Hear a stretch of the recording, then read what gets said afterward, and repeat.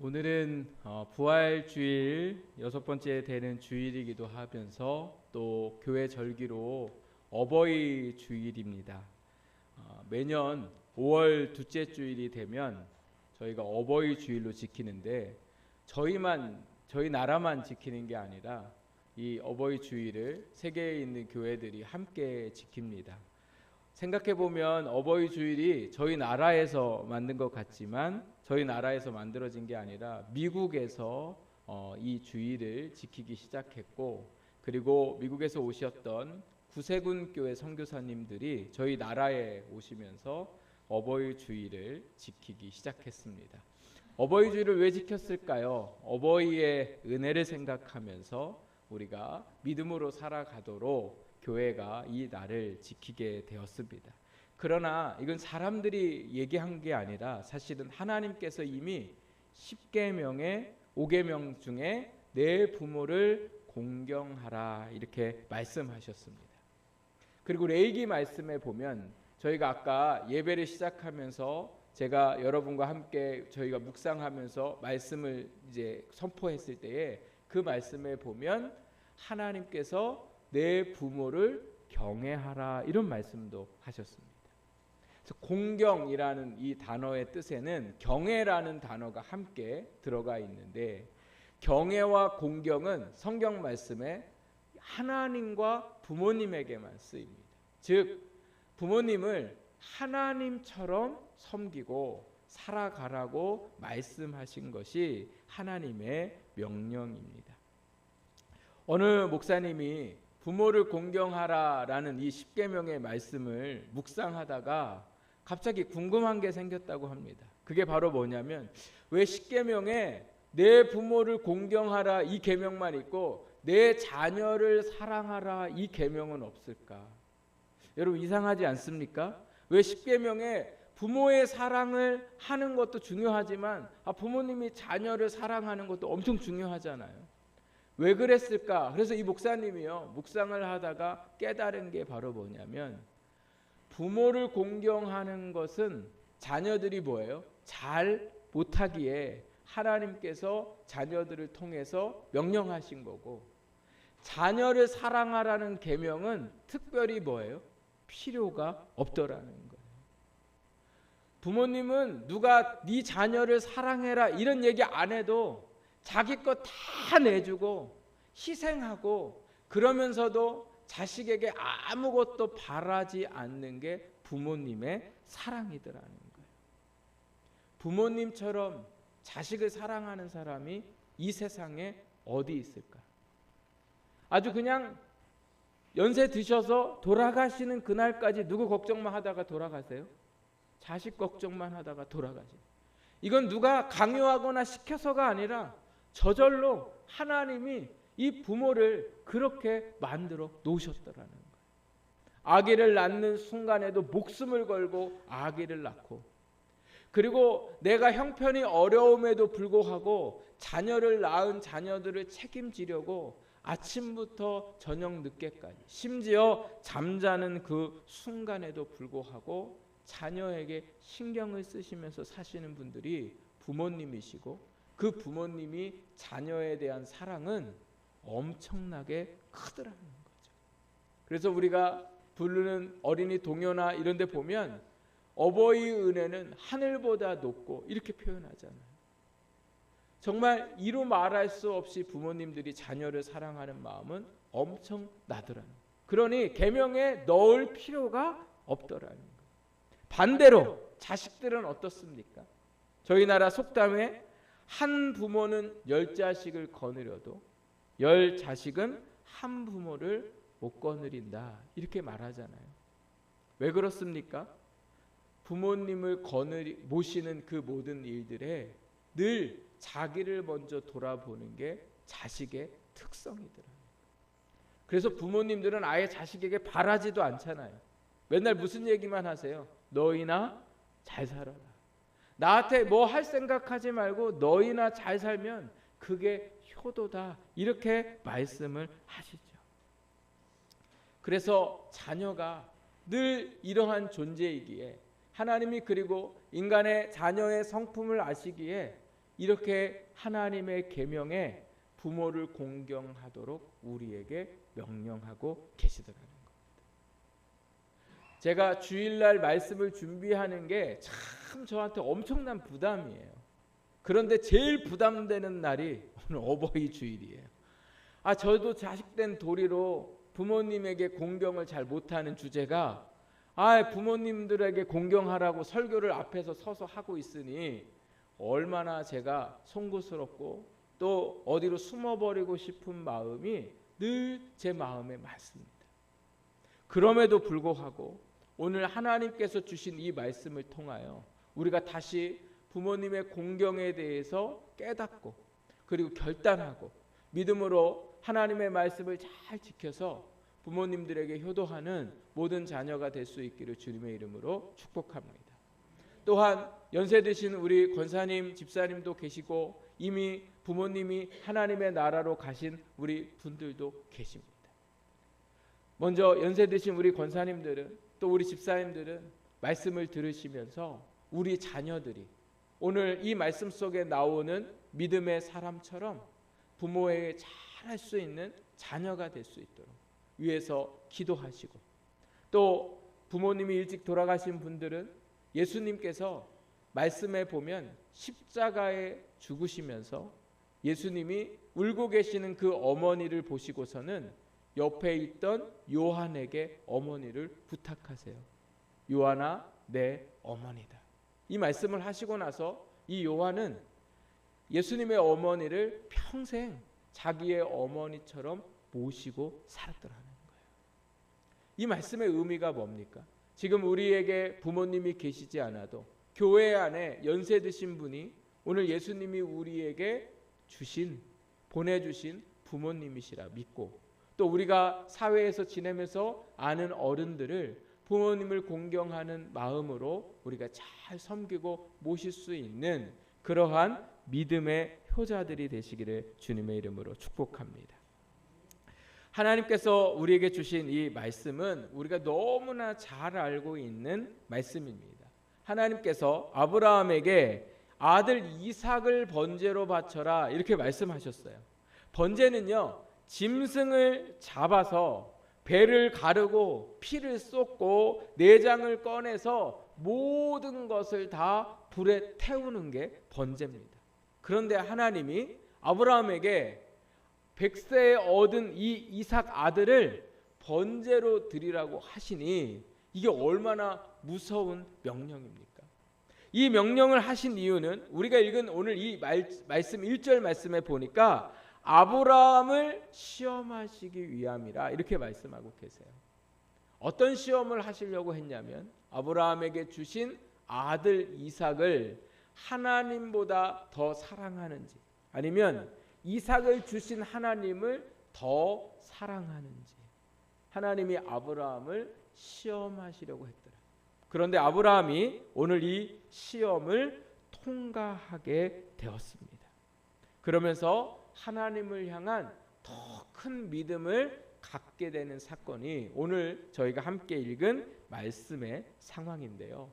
오늘 이 말씀 속에 아브라함의 믿음도 정말 중요했지만 이 아브라함이 시험을 통과할 수 있도록 이 사람이 없었으면 시험에 결코 통과할 수가 없었더라는 거죠. 그 사람이 바로 누구였냐면 아들 이삭이었더라는 거예요.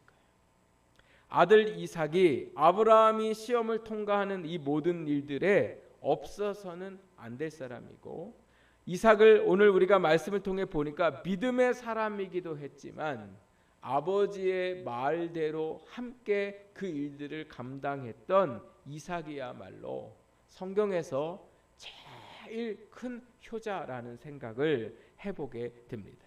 그래서 이삭이 아버지 아브라함에게 어떤 효자였는가를 우리가 함께 살펴보면서 우리의 삶을 다시금 말씀에 비추어서 살아가서 부모님에게 효를 다하는 우리 모두가 되기를 주님의 이름으로 부탁을 드립니다. 이삭은요, 오늘 말씀을 보니까 아버지의 말씀을 잘 듣는 아들이었습니다. 하나님 말씀을 보면 하나님께서 아브라함에게 이삭을 번제로 바쳐라, 밤에 나타나셔서 이런 말씀을 하셨어요. 그래서 아브라함이 이삭에게 가서 아침 일찍이 3절 말씀해 보면 아침 일찍 이삭을 번제로 드릴 쓸 나무를 쪼개어 나귀에 싣고 두 종과 이삭과 함께 떠났다. 이런 말씀을 하고 있습니다. 여러분, 이삭이 몇 살쯤 되었을 때 하나님이 이런 말씀을 하셨을까? 5절 말씀에 보니까요, 아브라함이 종들에게 도착을 해서는 뭐라고 얘기하냐면 내가 아이와 함께 산에 올라갔다 올 테니 너는 산 밑에서 기다려라, 이런 말씀을 하세요. 우리가 이 말씀을 보면 마치 아브라함의 아들 이삭이 어린아이와 같다는 생각을 하게 됩니다. 그러나 어떤 학자들은 이 당시의 나이가 10살에서 12살 정도 되었다고 하기도 하고, 또 어떤 학자들은 23장의 말씀과 연관을 하면서 이삭의 나이가 36세, 36살쯤 됐다, 이런 의미를 갖게 되기도 합니다. 여러분, 성경에 보면 23장 1절에 보면 사라가 127세를 살았다, 이렇게 말씀하고 있어요. 사라가 몇 세를 살았다고요? 127세. 근데 사라가 이삭을 낳을 때 나이를 혹시 알고 계세요?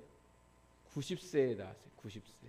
그러니까 이삭의 나이는 이 엄마가 죽을 때에 37살이었고, 37살이었는데 22장의 이 상황들을 보면 이삭이 36살쯤 됐다. 그래서 어떤 분들은 36살이었다, 아니면 어떤 분들은 20대에서 30대 중반의 나이였다, 이렇게 보고 있습니다. 이 말씀이 중요한 이유가 뭐냐면요, 아브라함이 이 땔감을 가지고 산에 도착을 하고서는 종들에게 뭐라고 얘기하냐면 우리 둘이 번제를 드리고 내려오겠다, 이렇게 이야기를 하면서 이삭에게 그 짐을 지도록 합니다. 3일 길을 걸어오는 동안 이삭이 이 나무에 짐을 진 게 아니라 나귀와 종들에게 이 일들을 행했는데, 그 다음에 산에 도착하고서는 오르는 길에 누구에게 이 나무의 짐을 지워요? 이삭에게 나무의 짐을 지웠다. 우리는 사람을 안 태워봤잖아요. 짐승이라도 태워보신 적 있으세요? 짐승이나 사람을 태우려면 나무가 얼마나 많아야겠습니까? 근데 그 나무를 누구에게 지게 했다고요? 이삭에게 지게 했더라는 거예요. 30살이 넘은 아들, 여러분 생각해 보세요. 여러분의 자녀나 혹시 여러분을 생각해 보면 아버지가 어느 날 갑자기 와가지고 빨리 일어나라고, 어디 가야 된다고 가르쳐 주지도 않고 3일 길을 계속 걸어가더니 그 앞에서는 뭐라고 얘기해요? 그 무거운 땔감을 지라고 얘기하시는 거죠. 그런데도 이삭은 아무 말도 하지 않고 어떻게 합니까? 땔감을 지고, 그리고 어떻게 해요? 그 산으로 올라가고 있는 모습을 보게 되더라고요. 만약에 저 같았으면, 아니 왜 거기까지 그냥 나귀를 데리고 가든지 종을 데리고 가지, 왜 여기서 그래 멈춰가지고 이 무거운 걸 나한테 가지고 가라고 하냐고 말할 수도 있고, 또 왜 이렇게 일찍부터 어디를 도대체 가길래 가르쳐주지도 않고 나를 이렇게 데려가냐고 말할 수도 있는데, 이삭은요 아버지 아브라함이 이야기하는 말에 하나 뭐예요? 토를 달지 않고 있는 걸 보게 되죠. 하나님께서 잠언 23장 22절 말씀에 보면 이렇게 말씀하세요. 너를 낳은 아비에게 청종하고 내 어미를 경히 여기지 말아라. 청종하고 경히 여기지 말라는 말은요, 부모님의 말씀을 잘 듣고 부모님의 말을 무시하지 말라, 이 말씀을 하고 계시는 거죠. 부모님이 무슨 말씀을 하세요? 그러면 자식은 늘 뭐예요? 이게 맞나 안 맞나, 이게 합당한가 안 한가를 판단하게 됩니다. 그리고 어려서는 부모님이 자기 말에 마음에 안 맞는 말을 하면 어떻게 해요? 입이 대발 나오고, 또 연세가 좀 나이가 들고 나서는 부모님이 무슨 말을 하면 부모님한테 뭐라고 얘기해요? 가만히 계시라고. 가만히 계시라고. 엄마 그 말은 안 맞는 말이에요, 이렇게 저렇게 말하잖아요. 그런데 여러분 생각해 보십시오. 부모님이 우리에게 하는 말이 아침에 일찍 일어나라 어딜 가라고 하십니까? 아니면 우리에게 무거운 짐을 지고 산에 오르라고 하십니까? 저희 부모님이 저한테 지금까지 살면서 무거운 짐을 지고 저보고 어디 우암산이라도 올라가라고 하신 적이 한 번도 없으세요.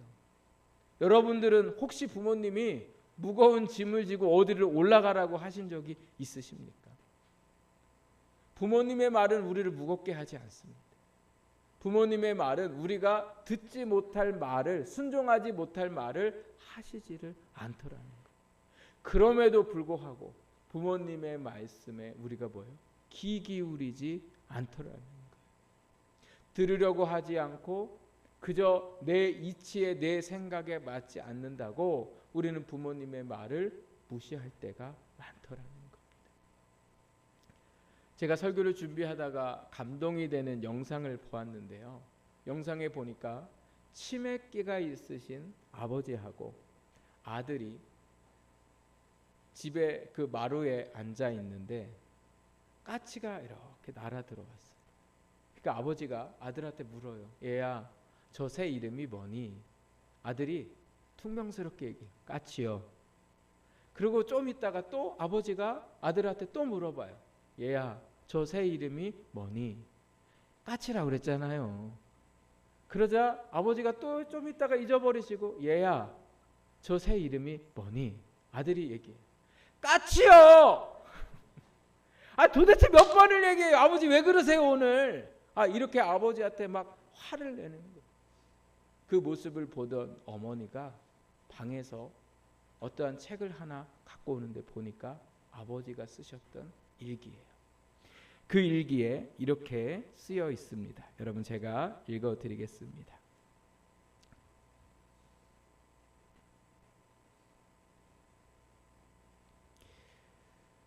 밖에서 놀던 아들이 새를 보고 좋아하며 나에게 새 이름을 물어보았다. 나는 새에 관심을 갖는 아들이 너무 예쁘고 귀여웠다. 아들을 안으며 그 새의 이름을 말해주었다. 아들은 그렇구나 하고서 정신없이 놀다가 또다시 새를 보며 아빠, 새 이름이 뭐야? 물었다. 나는 새 이름을 물어보는 아들이 너무 사랑스러워 아들의 볼에 얼굴을 비비며 새 이름을 가르쳐 주었다. 그렇게 아들은 그날 나에게 새 이름을 23번이나 물어보았고 죄송합니다. 나는 그 아들의 모습이 너무 신기하고 귀여워서 질문을 할 때마다 꼭 안아 주었다.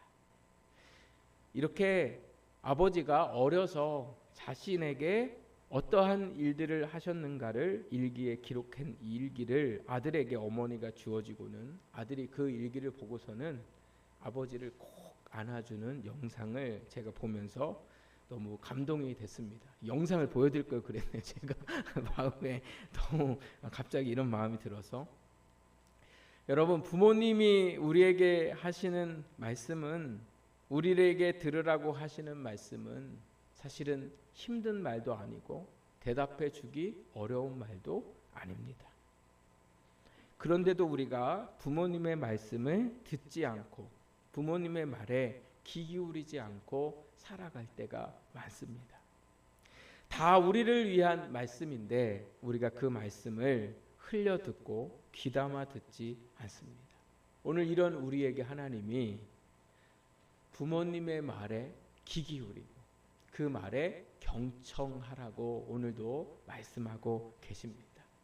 이 한 주도 부모님이 내게 무슨 말씀을 하시는지 또 전화하셔서 부모님이 내게 하실 말씀은 없는지 우리가 그 말씀들을 잘 듣고 그 말씀을 따라가는 저와 여러분이 되기를 간절히 바랍니다.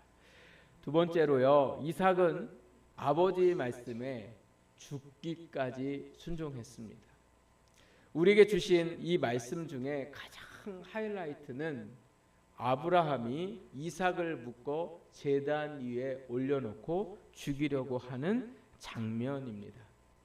산에 도착한 아브라함이 아들 이삭에게 번제에 쓸 나무를 매라고 합니다. 이삭이 생각할 때에 이상했습니다. 번제로 드릴 재물은 없는데 번제를 태울 나무만 가지고 올라가니 이삭이 그렇잖아도 궁금했던 상황에 이제는 아버지한테 물어보게 됩니다. 그 물어보는 것이 8절에 나와 있는데요.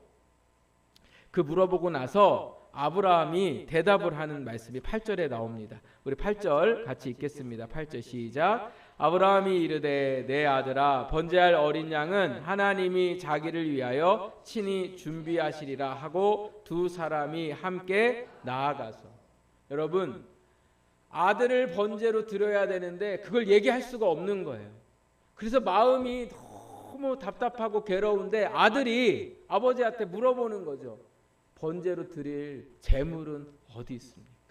이때 아브라함이 8절에 대답을 할 때에 아마 저는 이 말씀이 생각을 하면서 아브라함 눈에 눈물이 고였을 거라는 생각이 들어요. 아들을 죽여야 되는데 아들이라고 말할 수도 없는 이 아브라함의 이 마음을 아브라함이 아들에게 이야기를 합니다. 그리고 아브라함은 그 아들에게 그런 이야기를 하고는 산에 오르는데 그 산에 올라가 나서 어떤 행동을 하는가? 우리 9절 10절 아브라함의 어떤 모습이 있는가를 함께 보겠습니다. 시작. 하나님이 그에게 일러주신 곳에 이르러지라. 이에 아브라함이 그곳에 제단을 쌓고 나무를 버려놓고 그의 아들 이삭을 결박하여 제단 나무 위에 놓고 손을 내밀어 칼을 잡고 그 아들 잡으려 하니. 2주 전인가 토요일 날 우리 오일택 집사님하고 이양진 권사님이 교회에 청소를 하러 오셨어요. 비가 주룩주룩 내리고 있는데 제가 교회를 출근할 때 보니까 개 한 마리가 여기를 막 돌아다니는 거예요. 그래가지고 돌아다녀서요. 제가 어디서 나왔나 이렇게 생각하고 저는 이제 교회를 들어왔는데 청소를 이제 하고서 계시는데 세상에 20살 정도 된 여자 청년이 저희 교회 1층을 문을 열고 들어오니까 그 강아지가 쫓아서 들어왔어요. 들어와서 1층을 얼마나 비 오는데 쏘대고 다녔는지 이루 말할 수가 없는 거예요. 그래서 제가 여자 청년을 보고 아니 왜 강아지를 데리고 우리 교회를 왔냐고 이렇게 물어보니까 자기도 길을 가다가 보니까 강아지가 집을 나온 것 같은데 그냥 두어서는 안 될 것 같다고 저희 교회를 찾아왔다는 거예요. 그래서 강아지를 잡으려고 했더니요. 얘가 뭐 잡혀야 말이죠. 끈도 없고 1층을 막 이리저리 막 하도 그래서 제가 잡으려고 하다가 못 잡아가지고서 어떻게 유인을 했냐면 저 1층 문하고 밖에 나가는 그 화장실 있는 문에다가 개를 유인해 놓고요. 거기서 이제 그 여자 청년 보니까 이 목에 이름표가 있고 전화번호가 있더라고요. 그러니까 이 청년이 자기 혼자 어떻게 못하겠으니까 교회를 찾아와서 저보고 개를 잡아달라는 거예요.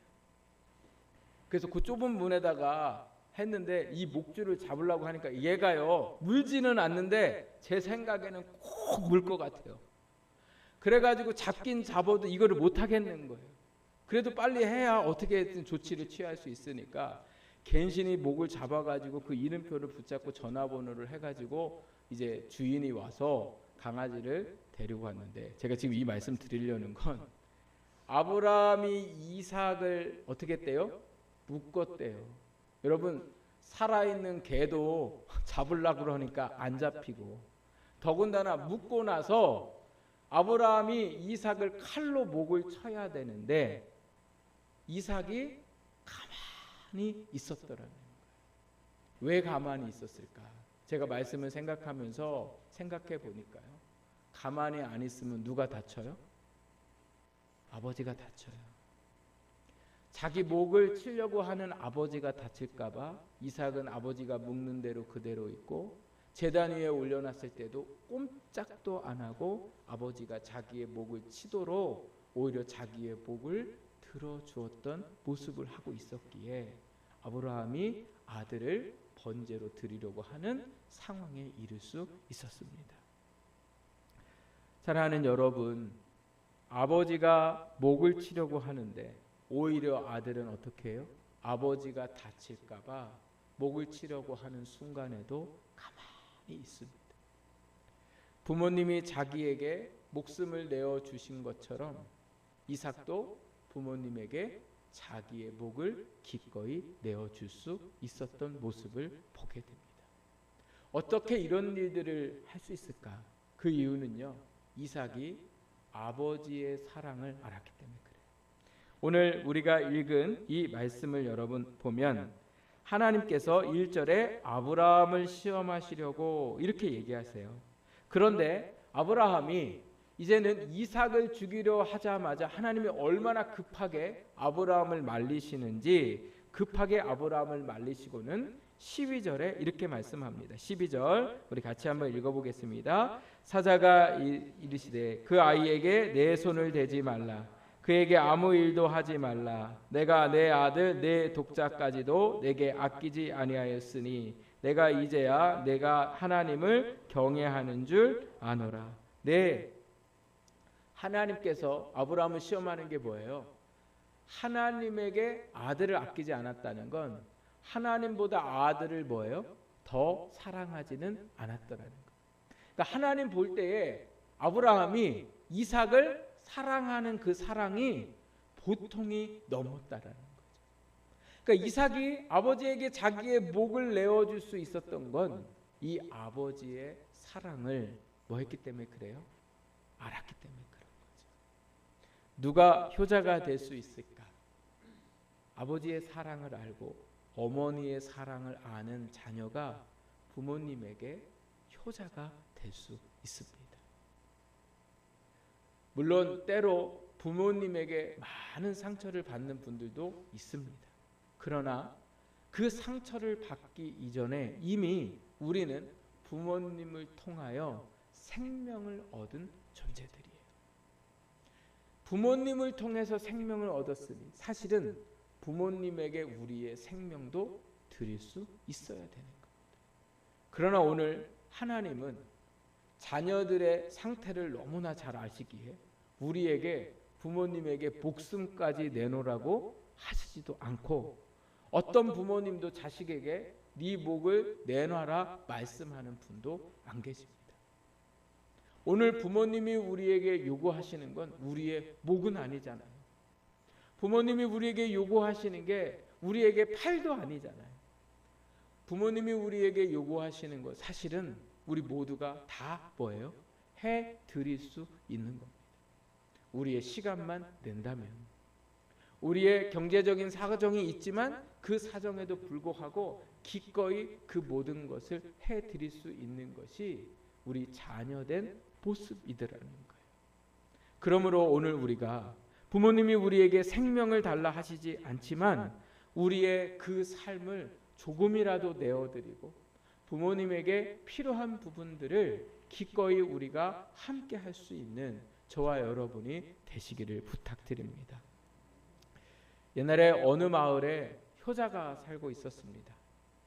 어머니가 늘 몸이 불편하셔서 집 안에만 있으니까 아들이 매일같이 어머니를 업고서는 동네 한 바퀴씩 돌면서 어머니에게 마을을 구경시켜드리고 또 바람도 쐬드리게 되는데, 어머니를 업고서 밖에 나왔는데 그날따라요 임금님이 동네를 행차를 하셨어요. 동네를 행차하시니까 어머니를 업고서 아들을 그 어머니를 업고 있는 아들을 보고는 임금님이 도대체 저 집에 무슨 사연이 있는가 알아봐라 이렇게 해서요 알아봤더니 그렇게 아들이 매일 어머니를 시간이 되면 업고 나온다는 얘기를 듣고서는 그 아들에게 쌀 100섬하고 100냥의 돈을 주었습니다. 근데 이 소식을 듣고는 누가 또 배 아파했을까요? 항상 옛날 얘기에는 효자가 있으면 불효자가 있잖아요. 불효자가요. 하여튼 어머니가 멀쩡한데 임금님이 행차하는 어느 날 어머니를 업고서는 밖에를 나온 거예요. 어머니가 안 가겠다고 하는데도 그냥 어머니한테 막 소리 지르시고, 하여튼 아들 잘 되게 얘기하면 아들 말이나 들으라고 그러면서 얼마나 어머니를 구박하고는 어머니를 업고 밖에 나왔는지 임금님이 보셨어요. 쟤는 또 누구냐 이래가지고요 조사를 하니까 뭐라고 이야기했냐면 마을 사람들이 저 사람은 가짜입니다. 동네의 효자가 임금님에게 상을 받았다고 해서 자기도 상 받으려고 어머니를 업고 나온 불효자입니다. 그랬을 때 임금님이요, 저에게도 똑같은 상을 주어라, 이렇게 이야기를 하시면서 하신 얘기가 있어요. 부모님에게 효도하는 것은 억지라도 해야 한다. 거짓이라도 해야 한다. 그게 자녀된 도리다. 말씀을 보면 하나님도 그러셨고 예수님도 그러셨고, 마음을 다해서 진심으로 부모님을 공경해라, 이렇게까지는 말씀 안 하셨어요. 왜 이렇게까지는 안 하셨을까? 왜 그랬을까? 저도 말씀을 보면서 생각하니까 하나님도 예수님도 우리가 부모님을 공경하는데 어떻게 하기를요? 억지라도 하기를 원하셨던 것 같아요. 여러분, 모양이라도 갖추고 억지로라도 우리 마음에 때로는 내키지 않아도 기꺼이 그 일들을 감당하는 것이 하나님의 말씀대로 살아가는 것이고 부모님 옆에 효도하는 일인 줄 믿습니다. 그래서 이 불효자, 마을에 살고 있던 불효자가요, 끝에는 그 상을 받고서는 자기의 잘못을 깨닫고 어머니가 돌아가시는 그날까지 어머니를 잘 모셨다는 이야기를 제가 보게 되었습니다. 사랑하는 여러분, 오늘은 어버이 주일이어서 저희가 자녀가 부모님께 해야 할 효에 대해서 함께 말씀을 나누었습니다. 오늘뿐만이 아니라 우리가 이 한 주를, 그리고 우리가 살아가는 그 모든 순간을 정말 부모님의 은혜를 보답하고 그 은혜에 우리가 함께 살아갈 수 있는 우리 모든 성도들이 되시기를 주님의 이름으로 부탁을 드립니다. 기도하겠습니다.